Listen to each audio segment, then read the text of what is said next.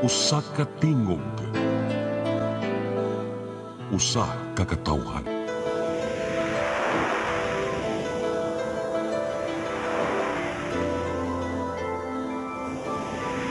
Cebu Catholic Television Network.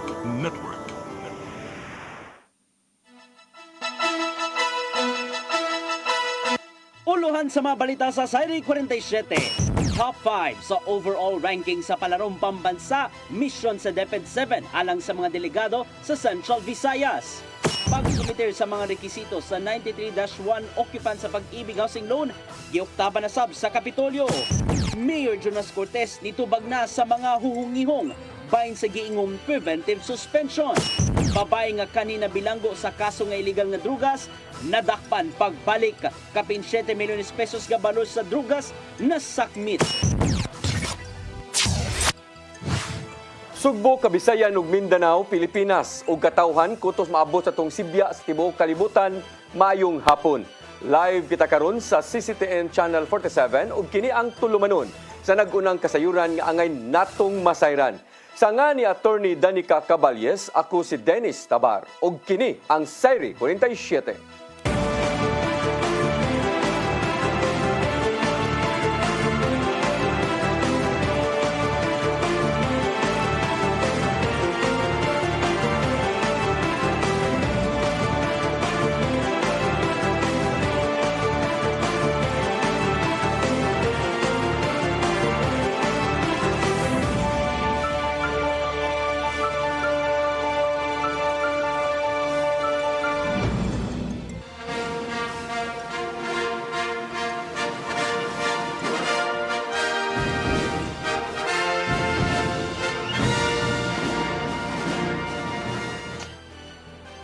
Ug karon sa kompletong detalye sa atong mga balita, paglandig sa top 5 sa overall ranking sa palarong pambansa, gilauman sa DepEd 7 alang sa mga delegado dinhi sa Central Visayas. Dako ang kumpiyansa hinoon sa Regional Director nga makalahutay ang mga pambato sa maong dakong sporting event. Ang kasayuran ihatod ni Gian Navarro. Dako ang kumpiyansa sa Department of Education 7 nga makalampos ug makalahutay ang mga pambato sa Central Visayas alang sa palarong pambansa 2024 sunod simana. Gilauman ni Regional Director Dr. Salustiano Jimenez nga makasud sa top 5 ang Region 7 tungod sa kadasig sa ilang pagpangandam. Maong gisiguro sa DepEd 7 ang maayong performance sa ilang mga atleta ngadto sa managlaing sporting events, indoor man o outdoor. Ilabi na nga gipahimoslan nila ang gitawag nga home court advantage diin sa Sugboy pahigayon ang tanang mga duwa. Because I prayed hard, I believe in God, and because of that, so I am confident. And we also did so many things. Daghantang gibuhat para masiguro na makuan siya, no? Ang ato ang mga athletes. Pasigarbong gipaybaw ni Dr. Jimenez nga all set na ang tanan-tanan sa palarong pambansa karong nangambot na diri sa Sugbo ang mga delegado. Gikan kini sa billeting quarters nga kapuy-an sa mga delegado o playing venues nga kaduwaan sa tanang mga pambato. Resulta kini sa subsub nga pagpakig-alayon ngadto sa mga kadagkuan sa Cebu City Government ug ubang mga opisyal sa Sugbo. Apat usa lang ang giampo ni Jimenez karong sunod semana na ipahigayon ang tanang mga duwa human sa kapintuig na nga pagpangandam. We do hope and pray na wala lang giulan nga kusog, no? So maura na ato ang kuan. Do ug muulan man, I know rain or shine, it's a palarong pambansa, but ang ato lang ang safety and kanang health mga atong gitan-aw sa atong mga athletes, no? Labi na sa atong mga athletes nga kung muulan o kusog. Sugod og mga adlaw, magsugod na ang managlaing meetings o refreshers sa mga officiating officials. Samtang busy na ang city government sa pag-abi-abi sa mga atleta ug ubang delegado. Gian Navarro, CCTN News. Pipila ka mga infrastructure projects sa lungsod sa Cordoba gipaniguro ni Mayor Cesar Didoy Suan nga mahuman kini sud sa kitakda nga panahon. Gituki atol sa quarterly meeting sa Local Project Monitoring Committee ang maong mga proyekto.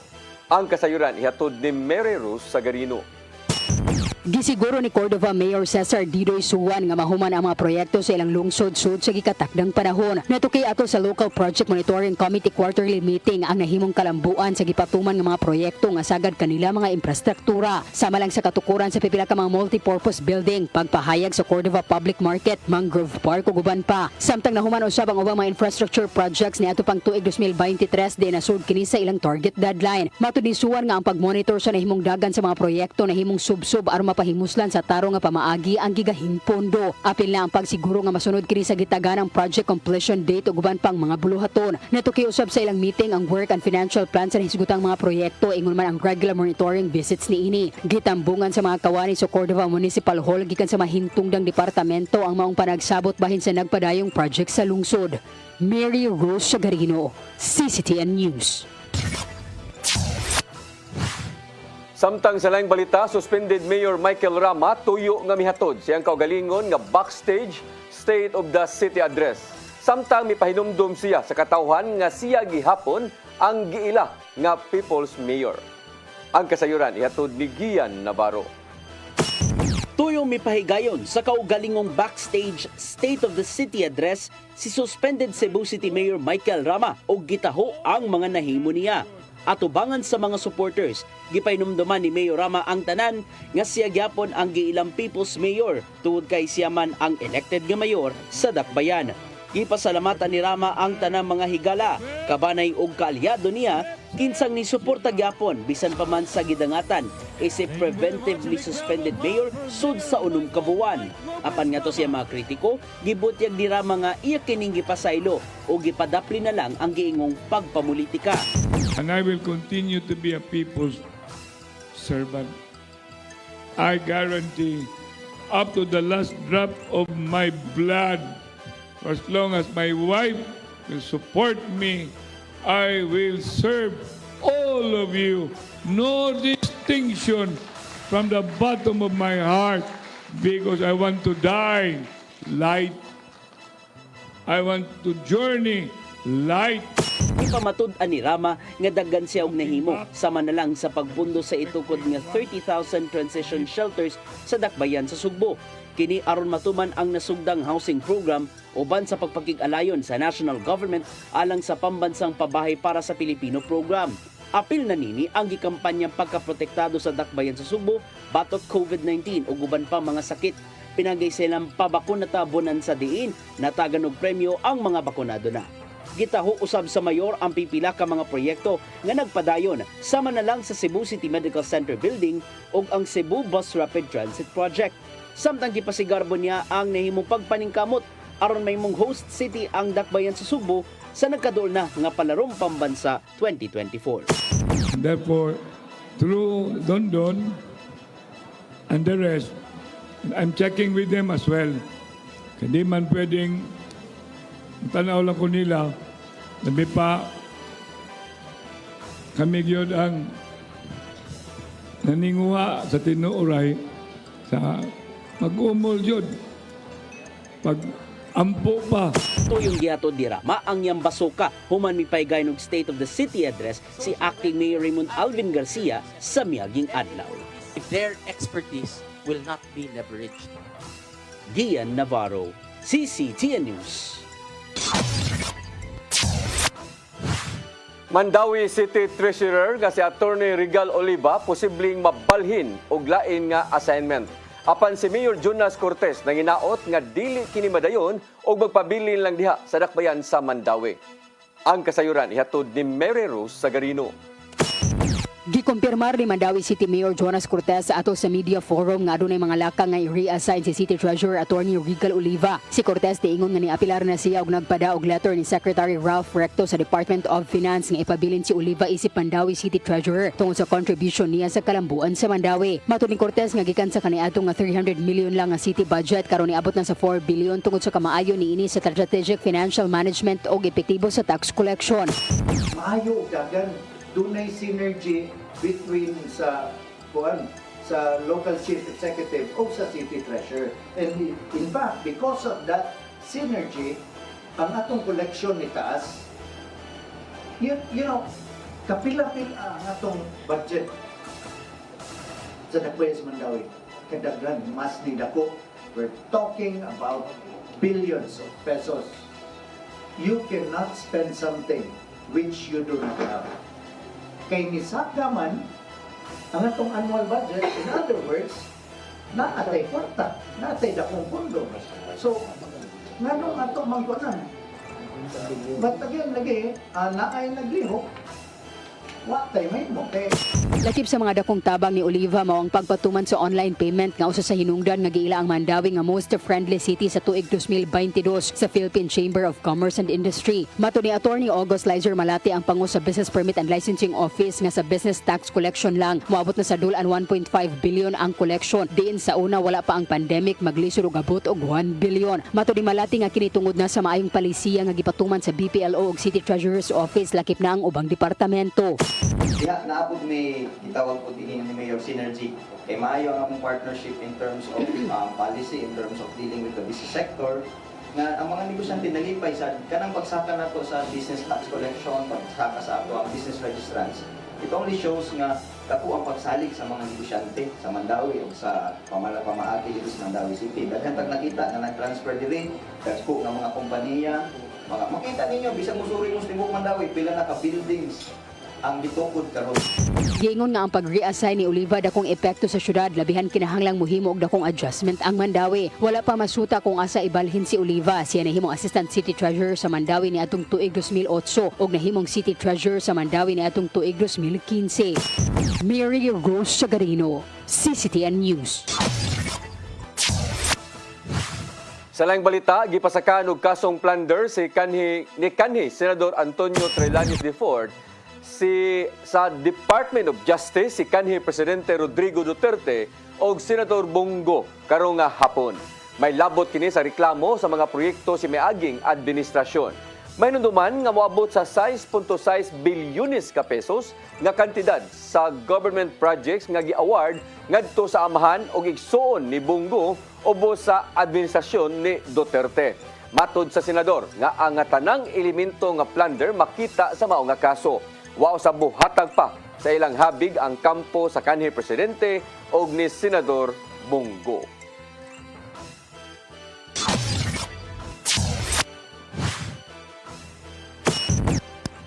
Musunod, Mandawi City Mayor Jonas Cortez nitubag na sa mga spekulasyon bahin sa giingong preventive suspension. Kanaguban pa mga balita sa magbalik sa Sayri 47.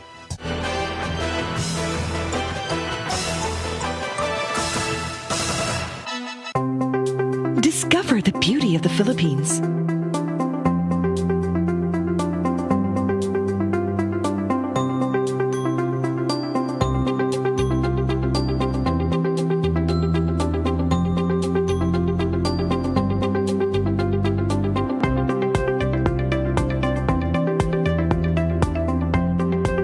With Philippine Airlines, the country's flag carrier.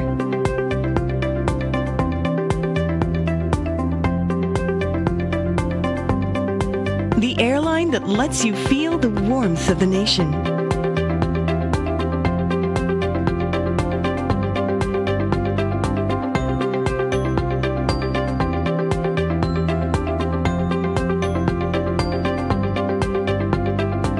Mabuhay!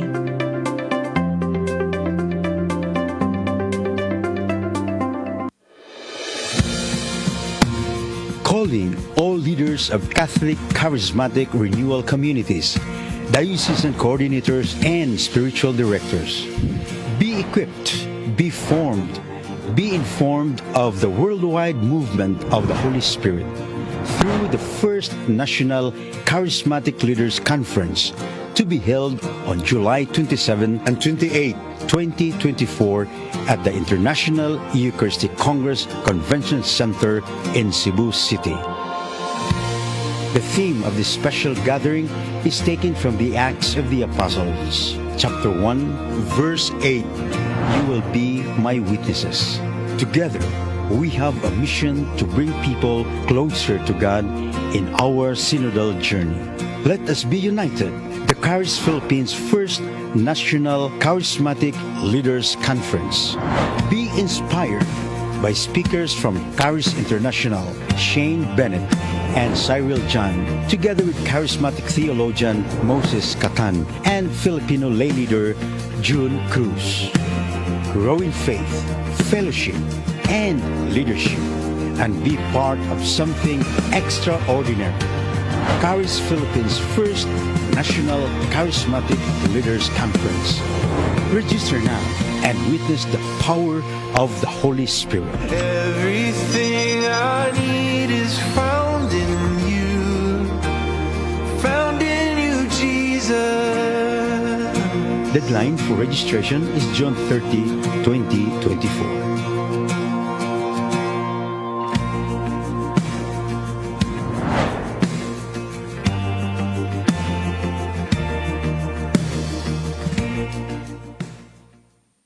Holy Spirit,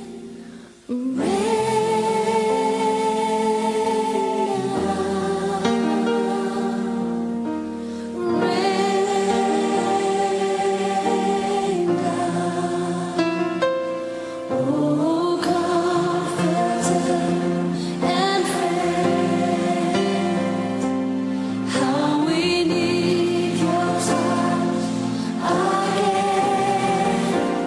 Holy Spirit,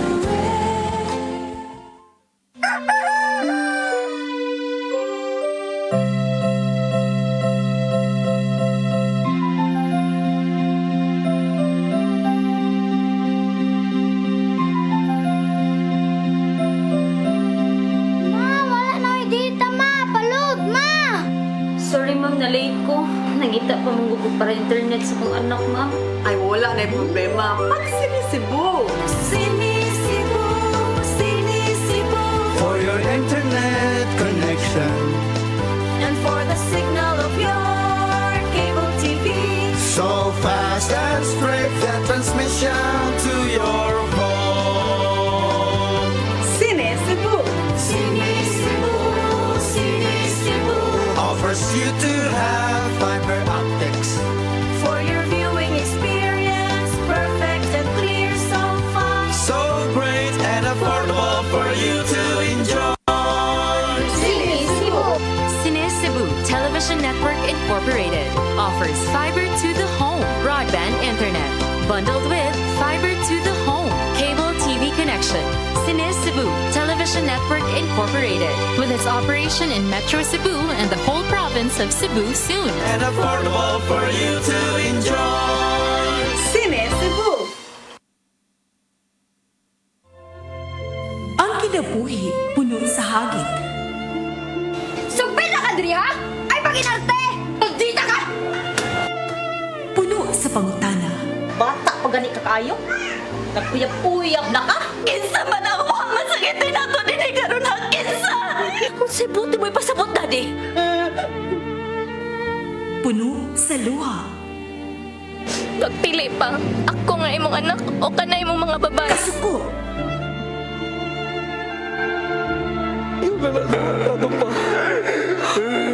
Itang ka ni Papa.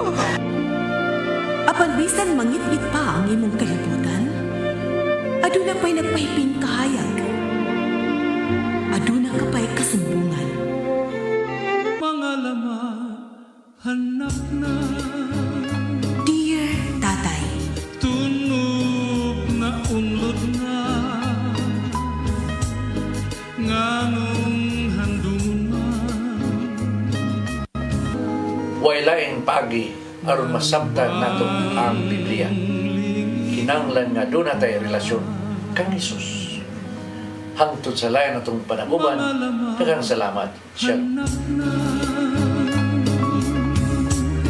Tunog na unlod na.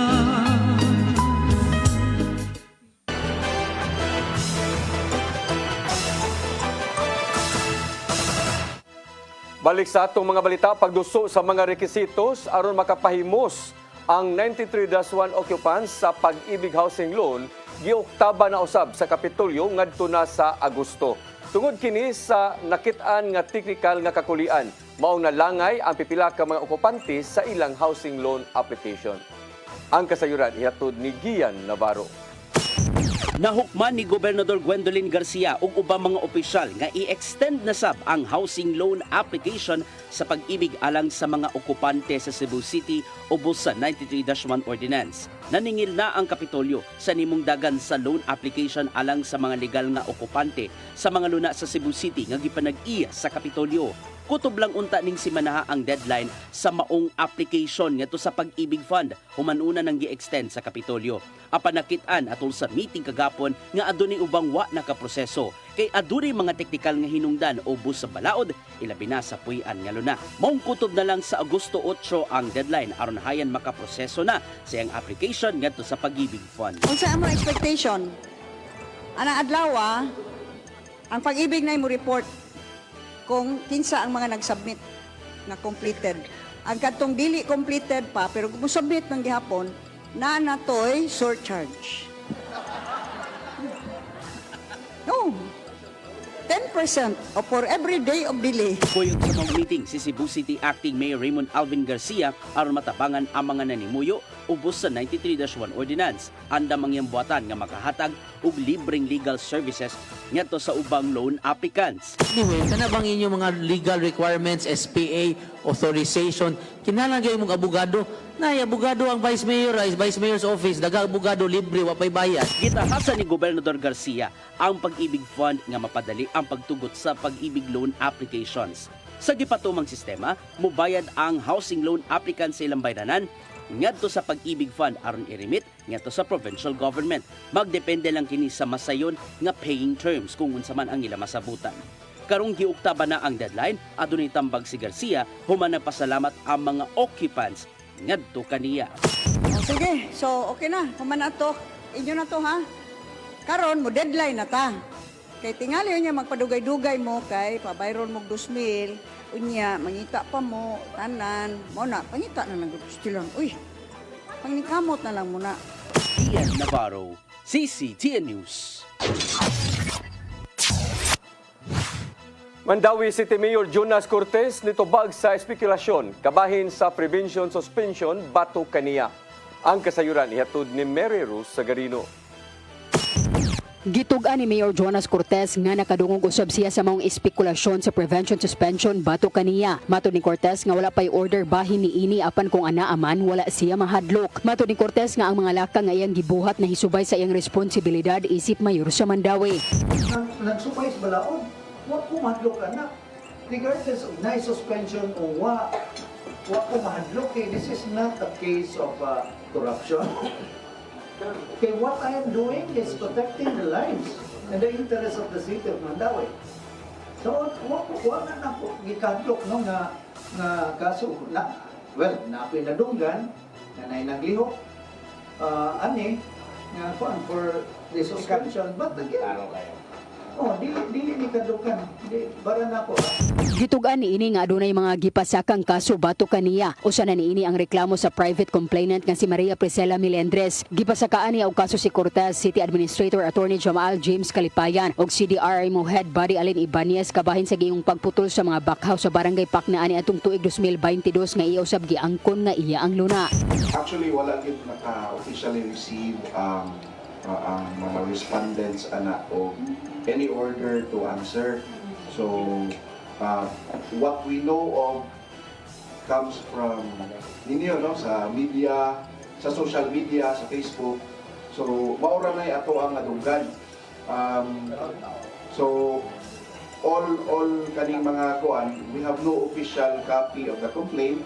But we know based on unsay ato ang nadunggan nga kani kuno nga kaso mao kuno ni. Ang mga kaso gipasaka ni Melendres mao ang giingong paglapas sa Republic Act 7161 balaod nga nagdili sa pagputol sa mangroves ug forest products, RA 3019 o Anti-Graft and Practices Act, grave misconduct o conduct unbecoming of public officials. Gisangat kini ni Melendres sa City Prosecutor's Office, DNR, Office of the President ug sa Ombudsman. Matod ni Cortez nga adunay gipatuman nga relief channel sa lugar ubos sa General Welfare Clause aron ang paghawan sa outfall sa Butuanon River aron makadagayday og tarong ang tubig baha paingon sa Kansaga Bay ug Mactan Channel. Nasairan nga maong proyekto gipatuman human sa grabing pagbaha niadtong Setyembre tuig 2022. Apektado sa baha ang 11 sa 20 city ka barangay sa Mandawi hinungdan nga gideklara sa dakbayan ang state of calamity. Giangko ni Cortez nga gipatuman ang maong proyekto aron mapanalipdan og masiguro ang kaluwasan sa mga residente gikan sa pagbaha daplin sa Butuanon River.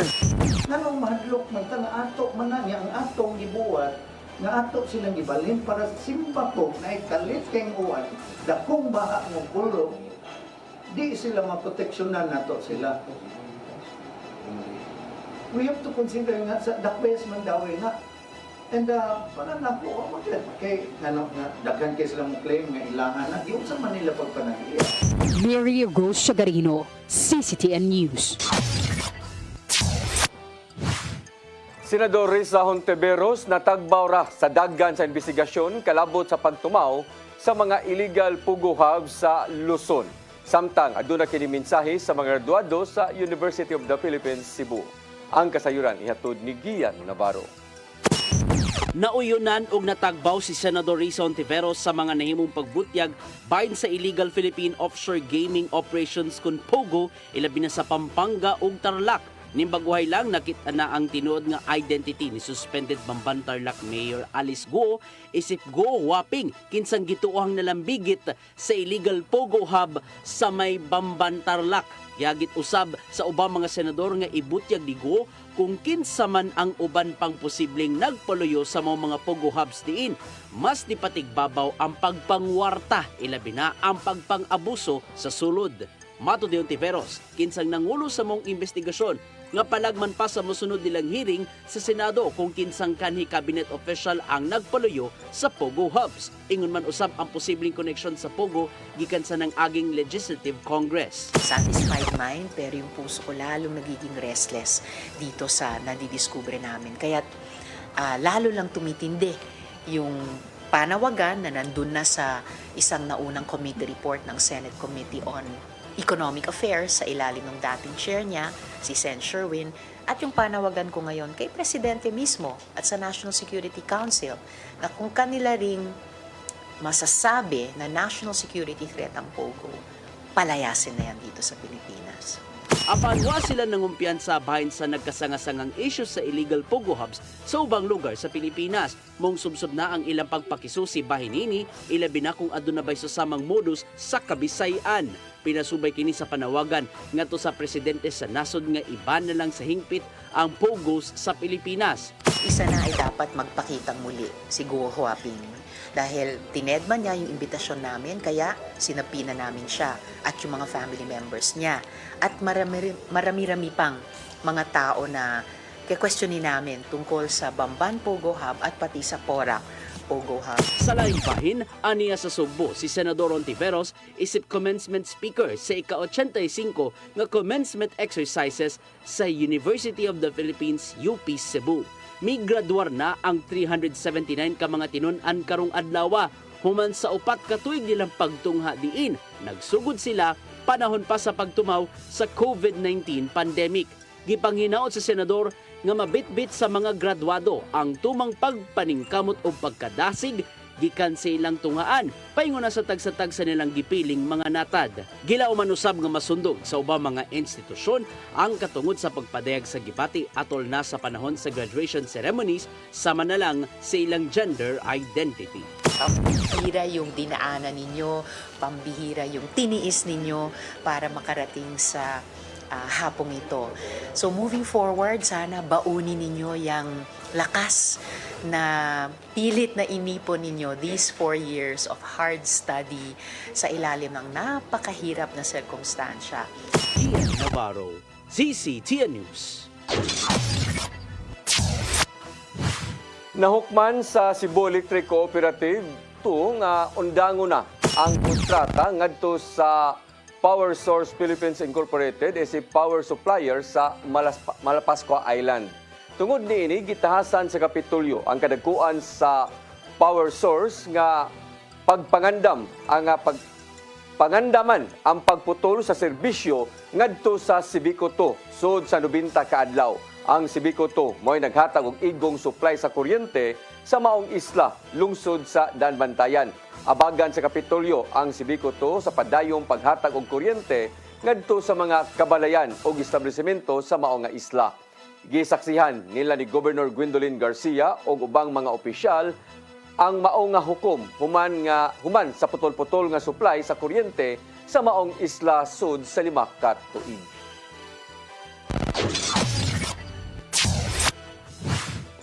Gimanduan ni Presidente Ferdinand Bongbong Marcos Jr. ang mga kasundaluhan nga hinahinayon ang papakikumbate sa China sud sa West Philippine Sea.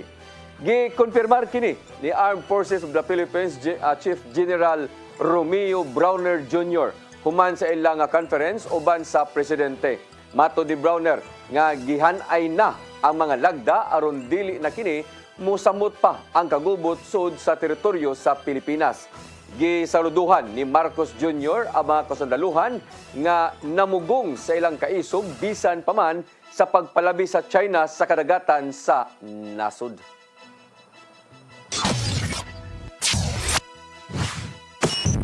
Mosunod, babaeng kanhi na bilanggo sa kasong illegal nga drugas nadakpan pagbalik. Kanauguban pa mga balita sa pagbalik sa Sayri 47.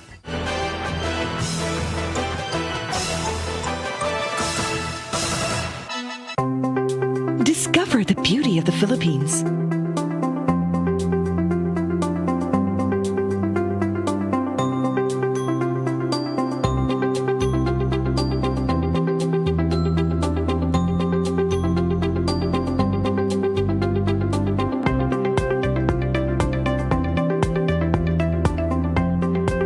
With Philippine Airlines, the country's flag carrier.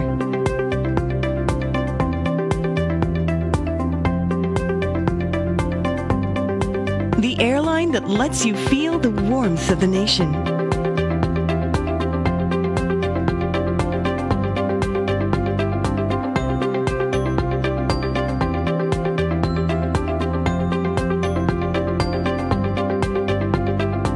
Mabuhay!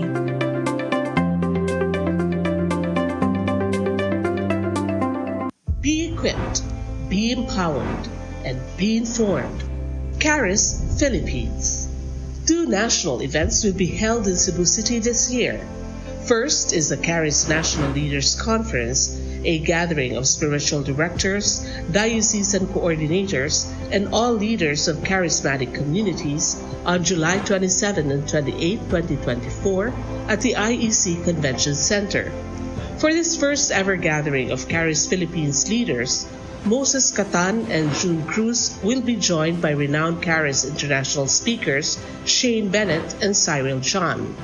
The event will be hosted by Couples for Christ in Cebu with the theme, You Will Be My Witnesses, Acts chapter 1, verse 8. Registration is now open for the July 27 and 28 Leaders Conference. Come October 4, 5, and 6, another gathering will be held in Cebu City, the first National Caris Conference, which is open to all charismatic communities, realities, and expressions. Hosted by the Brotherhood of Christian Businessmen and Professionals, the event will have interesting workshops and topics to help us grow in our various charismatic gifts and charisms. Watch out for more details about this event from our host BCBP in the coming days. Meantime, let's be ready to join these gatherings and pray for the outpouring of the current of grace in the Philippines.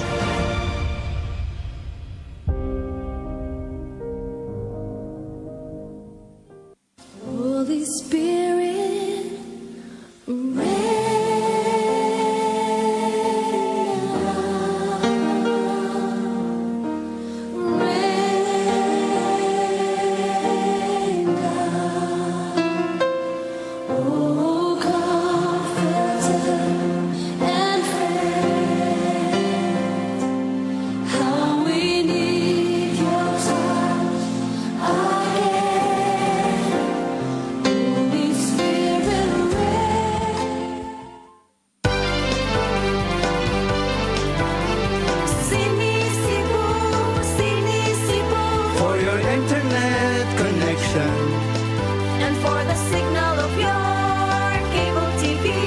So fast and straight, that transmission to your home. Cine Cebu offers you to have fiber optics for your viewing experience. Perfect and clear, so fast, so great and affordable for you to enjoy.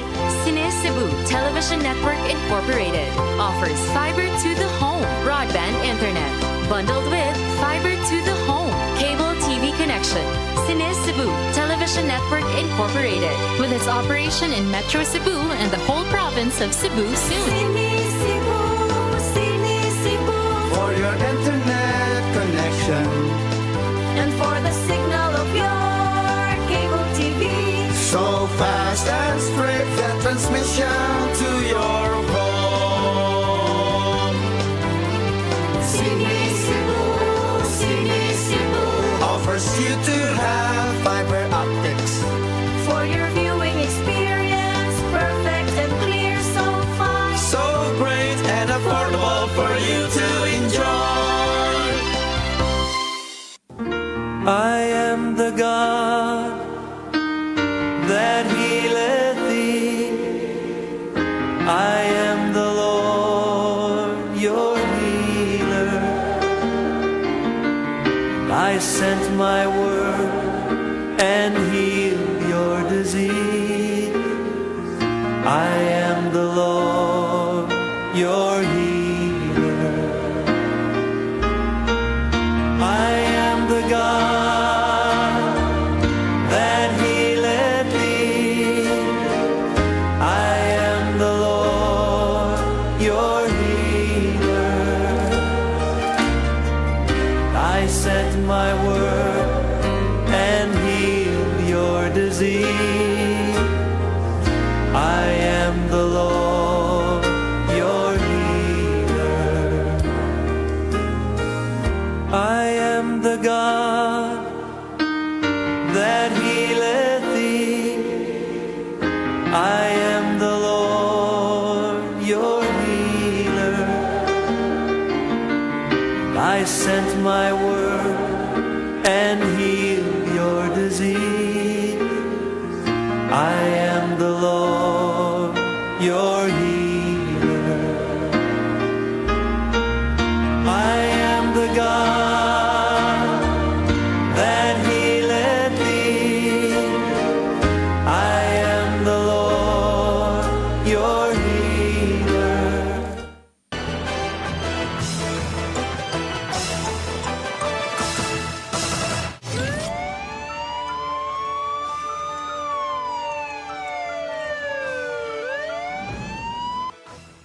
Balik sa atong mga balita, babae nga kanhi binalanggo sa kaso nga illegal nga drugas nadakpan kini pagbalik atol sa buy-bust operation sa Waterfront Police Station. Kapin sa 7 ka milyon ka pesos nga kantidad sa illegal nga drugas ang nasakmit. Ang kasayuran ihatod ni Arnold Bustamante. Kapin sa 7 milyones ka pesos nga balor sa illegal nga drugas na nasakmit sa Waterfront Police Station atol sa gilusad nga buy-bust operation alas 3:50 kanang kadlawon sa sitio Lumboy, Barangay San Roque, Siracben, Sugbo. Ang suspitsado gilang si alias Farah, 48 anyos minyo, nga taga Stockton Village, Barangay Punta Princesa, Siracben, Sugbo.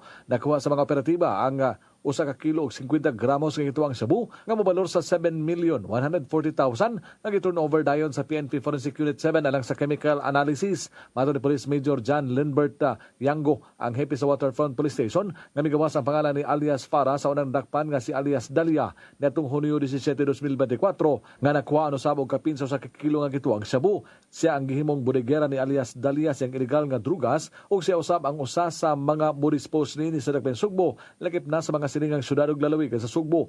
Human may gawas ang iyang pangalan, gipaubos dayon nila sa monitoring ug nasuta nga tinud ang pamahayag sa mga drug personality. Nabutang si alias Farah sa listahan sa PNP isip high value individual ug makabaligya kini ko sa kilo sulod sa 2 ka buwan. Din ang iyang contact nasa sulod sa Abuyog Penal Farm sa lalawigan sa Leyte. Narakpanan ni atong 2016 si Farah sa kaso gihapon sa illegal nga drugas ug dito sa sulod sa Cebu City Jail sila nagkaila ni alias Dalia ug nakagawas ni atong Disyembre 2021. Dito mismo sa sulod sa Pisuhan, diyan sila nagkailan ni Dalia. muna yung link ko silang duwa. So since puro nakagawa si Dalia, kung ako masayot 2021 kung ito nakagawas or 2022 maybe. So hindi nga nagsugod ang ilang connections. Si Police Colonel Rinda Lugdog, ang hepe sa kapulisan sa Nagmeso Sugbo, mihangop sa pagkasikop ni alias Para. Iyang gibutyag atol silang pagsubay sa ruta sa illegal nga drugas nga maabot nini, nga gingong gikan pa sa Region 8 ang mao nga supply sa illegal nga drugas. Ang amo nini, matod pa, nasa sulod sa Abuyog Penal Farm nga ginang nga si alias Pidoy, nga may gitumbok nga amon lang Dalia og Para. So, sumala sa information nato nakuha, ang source sa maong illegal drugs ay gikan kini sa Region 8 pa na si alias Pidoy, mo ni ilang kontak nga currently nakadetain sa Abuyog Leyte Rehabilitation Center. Yang ko ni alias Para nga napugos siya sa pagsulod sa pagpamaligya sa illegal nga drugas tungod sa kawan-on. Mato niya nga nabilanggo siya sa Cebu City Jail, gani nag-usab na siya og misulod sa usa ka religious group nga gidumala ni Pastor Apollo Kibuloy. Sa iyang pagawas misunod matod pa siya sila nga misyon nga mao ang pagsangyaw sa pulong sa Ginoo apan wala matod pa kini sweldo nga alang sa ilahang nga pagkaon. Tungod ani nibiya siya sa pagsangyaw sa pulong sa Ginoo ug mibalik siya sa pagpamaligya sa illegal nga drugas nga miresulta na hinuon siyang pagkasikop. Arnold Bustamante, CCTN. Duha ka amiga nga nagduwa og air table hockey sa usa ka dakong mall gibiktima sa usa ka salisi apan suspek wa mulampos kay nakit-an sa mga biktima og ang mao nga krimen nakuha sa kamera. Ang kasayuran nihatod pagbalik ni Arnold Bustamante. Viral sa social media ang natabo nga pagkuha sa cellphone sa usa ka babae nga nagduwa og air table hockey sulod sa usa ka dakong mall sa Barangay Mabulo sa Tacloban, Sugbo alas 2 gahapon sa hapon. Mato ni alias Alexa nga nagbase siya sa gawas sa nasod ug bisita lang sa Sugbo aron mo bakasyon silang lugar sa Northern Cebu nga narito nagpuyo ang iyang mga kabanay. Nagkasinabot sila sa iyang amiga nga si Angeline nga manuroy sa mall o nga magduwa aron malingaw sila nga paglaag-laag. Samtang nagduwa sila ilang gibilin ang iyang butang sama sa bag nga adito ang cellular phone ni Angeline ug nag-video usab siya sa pagdokumento silang gihimo. Iyang mabantayan siya nga mata kung kinsa ang moagi sa lang kilid ug wala lang niya kini kay igo raman kini nga mulabay. Apan nakita niya nga usa ka lalaki nga naka-basketball jersey nga nagdalag kutson sa bangko nga mo'y iyang gitabon siyang kamot ug mihapit siya nga gibutangan sa bag dayon kuha sa cellphone. Abti usab niya ning nabantayan ug nabawi ang cellphone samtang ang suspitsado dali usab nga mipahilayo sa lugar. Human niya makuha ang cellular phone, nagsuri pa ang suspitsado nga nadungog pa sa video nga iyang gi-upload sa iyang Facebook account nga miani og daghang shares. Nay mag-agi-agi, una na duha ka bata ni Agi nya kanang nagtan-aw ko pero wa ko nilingi akong matala akong gipalihok. Kang ikaduha na po ni Agi nga mao na mong edad wala po ko nilingi akong matara po akong gipalihok. Pero sa katunang kawasan katong laki ni duol siya nagdaan naman siya kuan nagdaan naman siya kanang murag kaning kursun sa bangko. Dahil na-stuck man siya dito sa kung asa akong bag. Unya sa angle nga kung asa ko makita man nga na gikuot niya akong bag na makuha ang cellphone. Moto gisunod na ko siya niya ako din gibawi ang cellphone anak ko. Kuya nga kanang moto ni yung gihatag niya siya. Ay sorry niya yung gibutang tong bangko niya siya. Sorry moto madungog sa video. Nakag sa biktima ang pasangil sa mga netizen nga pang-content lang ang maong insidente ug kay nganong naka-video pa kini. Pasabot ni Angeline nga nag-video sila para sa ilang memory sa iyang higala tungod kay dili sila taga Sugbo ug dili usab sila kanunay nga magkita. Human sa hitabo nakahukom na lang sila nga mamauli tungod sa kahadlok nga balikan sila sa suspitsado. Ang maong video naabot usab sa buhatan ni Police Colonel Erneo Lugdog, ang hepe sa kapulisan sa Dakbayan sa Sugbo. Dali niya nga gimanduan ang hepe sa Mabulo Police Station na si Police Major Romeo Kaakoy Jr. nga ilhon kung kinsa ang mauga suspitsado samit makita man sa video ang panagway ni ini. Hulog dito sa Salisi. Actually, karong buntag, nag-coordinate na ta sa ato ang station commander sa Police Station 4, si Police Major Kaakoy. Unya, naghatag na sa feedback na kadto siya nga insidente base sa iyang pag-coordinate sa maong biktima nga nahitabo daw to siya sa may SM City sa Mabulo. So, ongoing pa ang investigation. Nagkalayo ng sabang kapulisan karon sa mga mall security aron pahimangnuan nga magbantay silang establishmento subay sa dakong kalihukan sa palarong pambansa sa Dakbayan sa Sugbo. Arnold Bustamante, CCTN. Mas gipalambo sa Mandawi City Fire Office ang ilang rooftop garden. Gawa sa nagkadaiyang utanon sama sa batong, pichay, litos, kamunggay, alugbate, sibuyas, dahon, talong o kamote. Nagtanong usab sila og mga herbs nga nagbuhi na usab sila og mga Bisayang manok, ingon man tilapia. Ang pagpalambo sa inisyatiba ni Chief Inspector Arnel Abilia, ang Fire Marshal gihimo aron pag-promote sa healthy lifestyle sa ilang mga personnel ug uban nga mga gardening sa komunidad ug urban gardening sa ilang lugar.